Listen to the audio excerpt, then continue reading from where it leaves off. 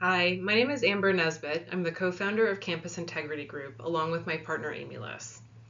For over 6.5 years, Amy and I both built and led the Chicago Public Schools Sexual Allegations Unit, which is the only independent investigative unit of its kind in a K-12 district, with an independent team investigating allegations of sexual misconduct by staff members against students. In that role, the allegations that we investigated and triaged involved anything from staff members who are making students uncomfortable by the way that they were looking at them or interacting with them, all the way up to criminal sexual assault. During that time, we amassed a significant body of data from the complaints and investigations we were conducting. And Amy and I both very quickly realized that there's a lot of valuable information in that data. So we established and created databases and different mechanisms for tracking trends, patterns, and identifying other systemic risks that we could share back with the district to help with their prevention efforts. Since founding Campus Integrity Group, Amy and I have been advocating with school districts to really harness the value of the data that's available to them, whether it means looking at historically at previous complaints and investigation outcomes to see if there's any opportunity for improvements in the future, or if that data is not really readily available, we can help start creating a very easy system to help track data and then analyze it as it is growing and really help identify opportunities for increased prevention. So with that introduction, over the last 3 months, Amy and I have kind of returned to our data roots here and have been tracking arrests of school staff members across the country in the last quarter, so from July 1st to September 30th. We've been looking for news articles on staff members who were arrested for any variety of sexual misconduct involving students within their schools. And during that time, using extensive news alerts and research, we were able to identify 99 staff members in America who were arrested for allegedly engaging inappropriately in a sexual manner with a student in their school or students.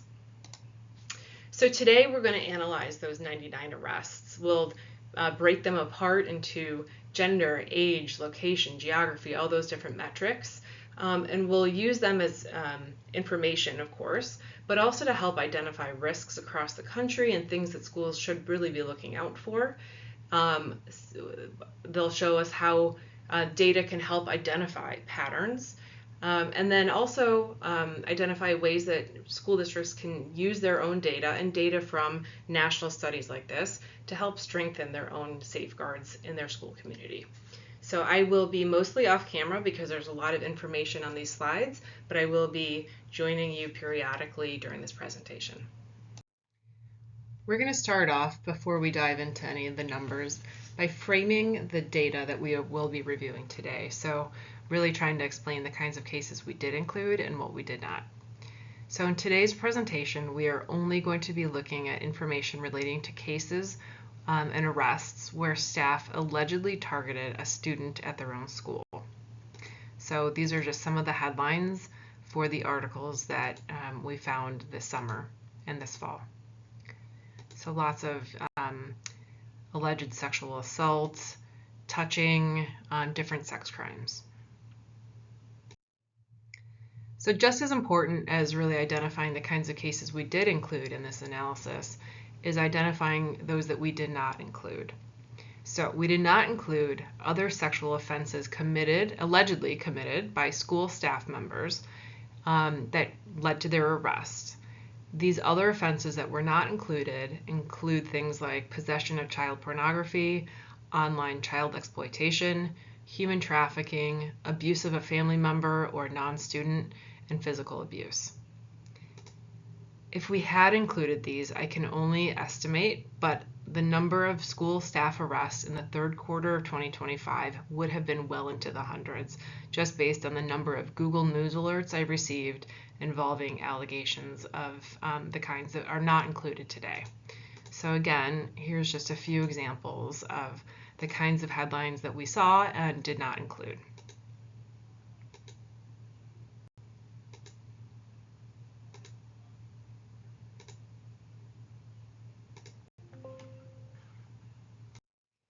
Before we start looking at the numbers, I want to give a quick reminder that we are just looking at arrest data. These are not convictions. Everyone is innocent until proven guilty. Even when law enforcement is involved, school districts have to conduct their own Title IX or administrative investigation to account for the alleged misconduct, identify any policy-based violations that occurred, make sure they're complying with Title IX, and make sure you're prepared in case the criminal charges are dismissed and the employee wants to return to work. Campus Integrity Group can help conduct independent investigations in a timely manner, so reach out with any questions. Okay, so here's a map of all of the arrests that we were able to identify. I would encourage you to pause here and scan the QR code that will take you to this same map in an interactive format. So all of these pins will have links to the news stories behind them. So you can read more about maybe arrests in your own school community or read through some examples of the kinds of arrests that we have identified. Okay, so we'll start diving into the data here, and we'll start off with the who. Who are the alleged offenders and who are the potential victims? This is all based on publicly available information, so we are at the mercy of what is reported out there, but we do have a lot of really great, valuable insights. We're going to start with the gender of the arrestees. You'll see that 17 were identified as female and 82 as male. Again, we're at the mercy of the news coverage and the information available to the public. So these are the genders ascribed to the offenders in that coverage. This did seem a bit low for the female offenders based on a sample size of about 100. For comparison purposes, over the summer of 2025, we did a study and identified 51 arrests from just the summer.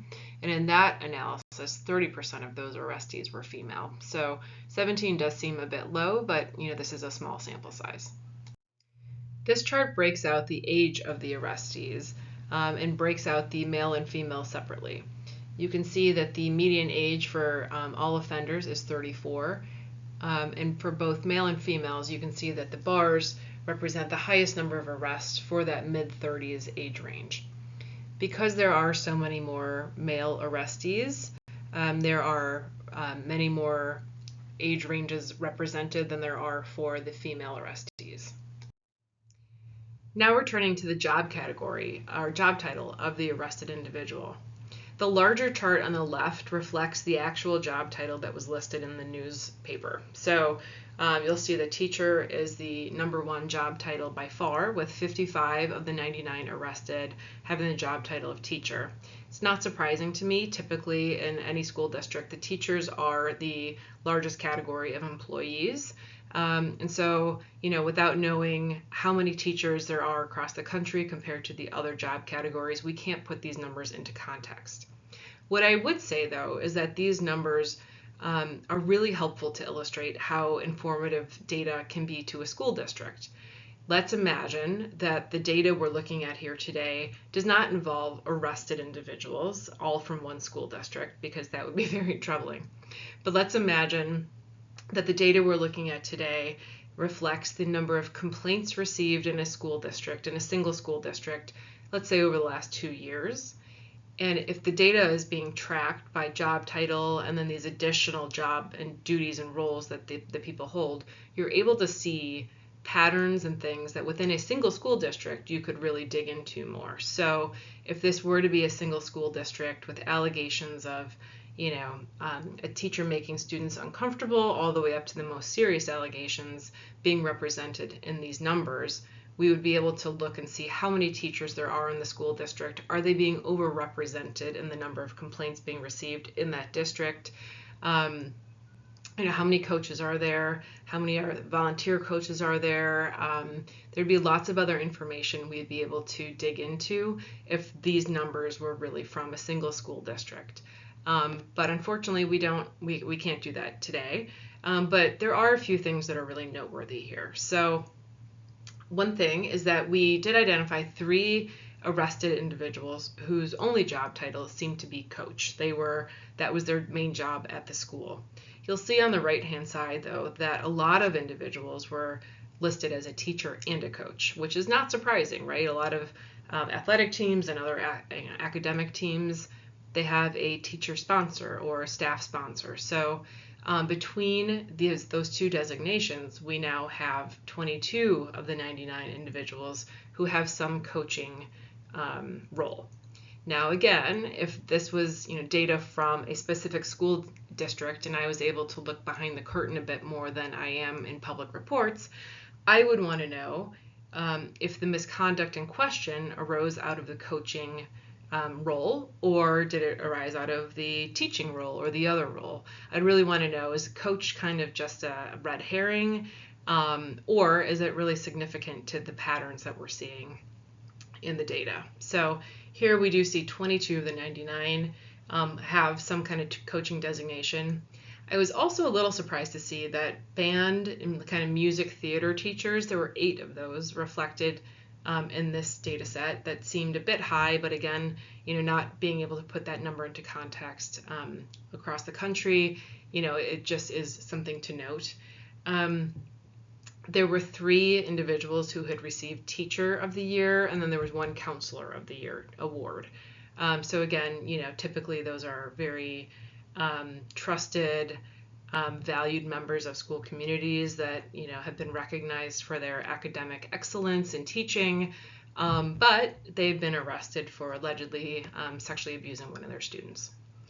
And the last thing I would note here is that there were 2 allegations or arrests of 2 different high-level administrators, either a principal or an assistant principal. Those kind of arrests can really create a lot of crisis and disruption in a school district when the leader of a school is arrested for something so serious. So really trying to understand what happened with those allegations, and were there any signs missed because the alleged offender was one of the leaders of the school. Those kind of questions would really be prompted in the aftermath of an arrest of someone of that caliber.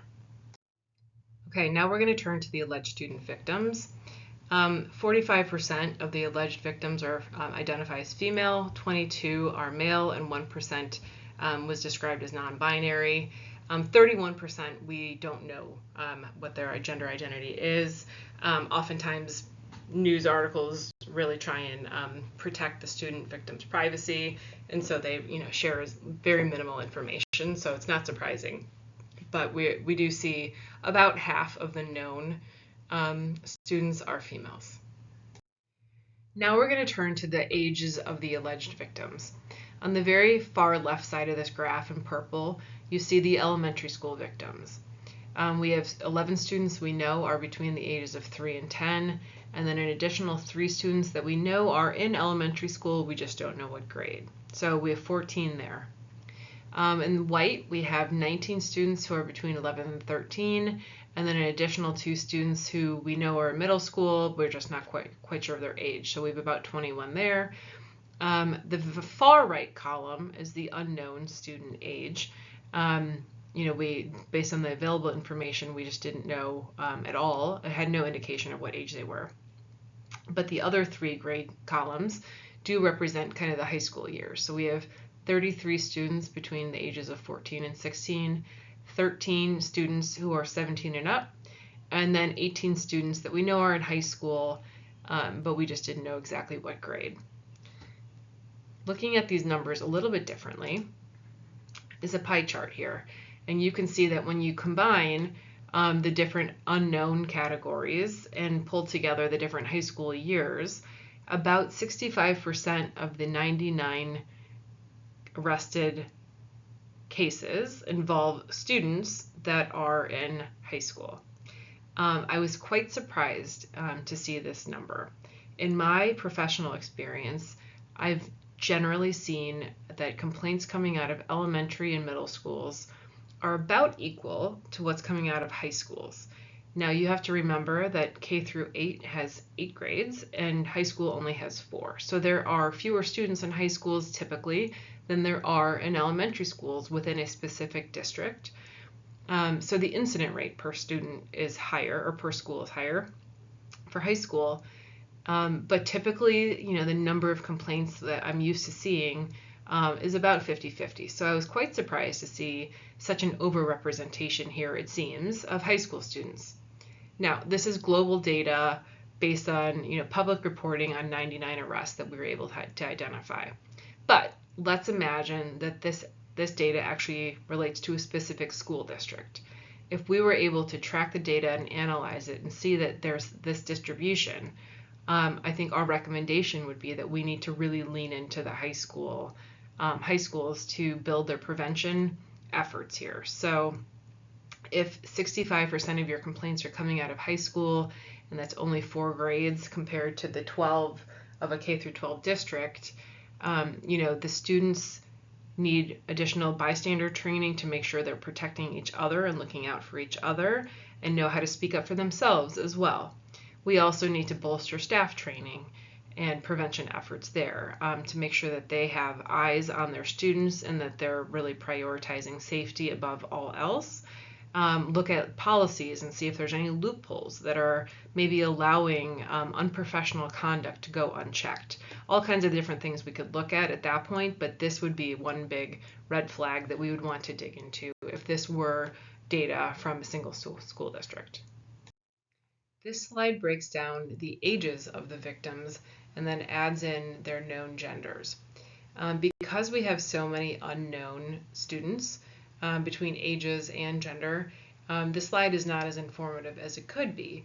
But in a hypothetical school district, if these were complaints coming out of a single school district over the last year or 2 or 3, this could be very informative if we had all the information available to see if a specific age group and type of student is being targeted or is more susceptible to potential misconduct. And again, creates opportunities for intervention and prevention efforts there. Something else I was curious about were how many of the arrested alleged offenders had multiple known victims at the time of their arrest. So we dug into those details and we identified that 31 of the 99 arrested individuals had multiple known victims at the time of their arrest. 7 of those had more than 4 known victims. So that's pretty significant. I'm not going to go through this chart in detail, but this chart does identify the 7 alleged offenders and the allegations against them and kind of a little bit about what we know about the cases. I will note that the first case on here, the first row, involves 2 male teachers at different schools in the same district. This one was an unusual case. One of the teachers was caught taking photos of children in a public bathroom at a movie theater. And when they arrested him and seized his electronic devices, they found that he had actually been taking photos of the students in his school bathrooms. And then they further found that that arrested individual had been sharing those photos with a different teacher at a different school in the same district. So that's why you'll see the 2 teachers on the same row. But those are included amongst the 7 offenders that have 7 alleged offenders that have more than 4 known victims at the time of the arrest. Okay, so we're going to move on to the what. What types of criminal conduct did we find in the press reports about these 99 cases? Not surprisingly, we found a wide variety of alleged criminal conduct. And of course, different states have different statutory regimes for their state laws. So they all use kind of slightly different terminology. But there were multiple arrests for sexual assault, sexual battery, varying degrees of aggravating factors and different classes of severity. We did also see criminal grooming in states that do have those statutes. There were online solicitation related acts, and again, we did not include child pornography, but any case where a staff member is seeking or sharing photographs, nude photographs with a student over the internet would constitute online solicitation in most states. And then also similarly, the possession or manufacture of child pornography. We only included cases that had a specific link to that staff member's school community. One of the most valuable parts about doing this kind of analysis and really tracking these kind of cases is looking for the warning signs that other schools may have missed so that we can all learn about them together and try and implement, steps and protocols to help bolster our prevention efforts. So a lot of the news stories did include notes about warning signs or previous complaints that had been made about the arrested individuals. In the coming weeks, we're going to dive into those a little bit more in detail, and we'll come back to you with another video sharing more information about what those warning signs were, at least according to the publicly available information, and then also turn those into action points and like what can schools like you and others do to learn from them so that they don't make those same mistakes. We're going to move on to where. Where did the alleged offenses occur? We've already shared this map, but I'll put it up here again so you can grab the QR code if you want. You can see that at least in this 3-month time period, there were arrests across the country. Certain states didn't have any, but vast majority of states did, and that's not unusual. Here we have a list of all the states that had arrests and the number of arrests. So it can be quite alarming to look at it this way and see that Florida is significantly leading the pack with 14 arrests in the last 3 months of school staff members. That is certainly concerning. It's followed up by California, Texas, Virginia. On the other end of the spectrum, we have lots of states that only had 1 arrest. Some of them are more remote states like Utah and Wyoming. So when you look at numbers this way, it's easy to think like, my goodness, what is happening in Florida? And I'm not going to minimize it. 14 is a lot of arrests of school-based staff in just 3 months for only sexual misconduct involving students and not even including the other offenses that we did not include.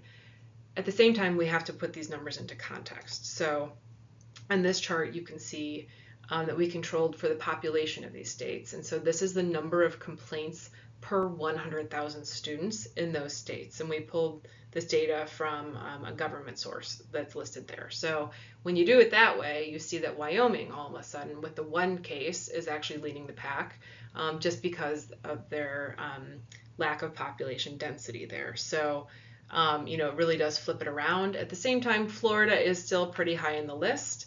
And so is Virginia. So it's always important to put the raw numbers into context whenever possible, and not just look at the sheer incident numbers.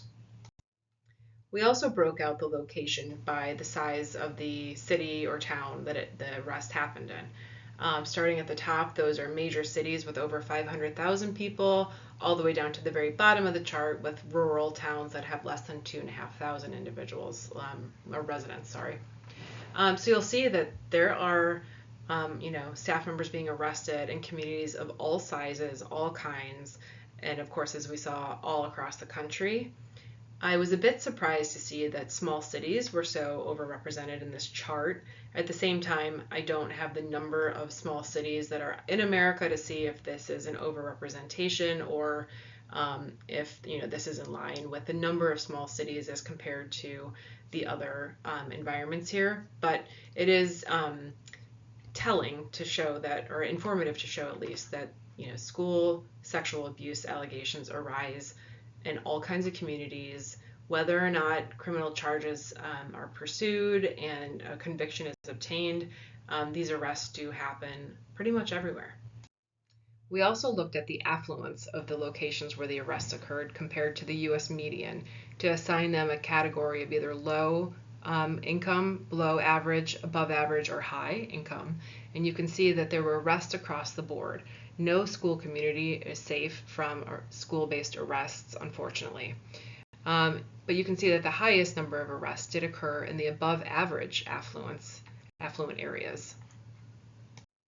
We're going to move on to when. When did the alleged offenses occur?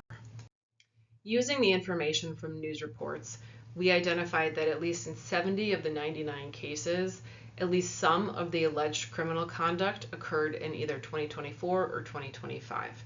Oftentimes, news reports are not specific enough, so we just lump those 2 years together, especially with the way the school years run. So 70 of the 99 had some recent conduct involved in the arrest.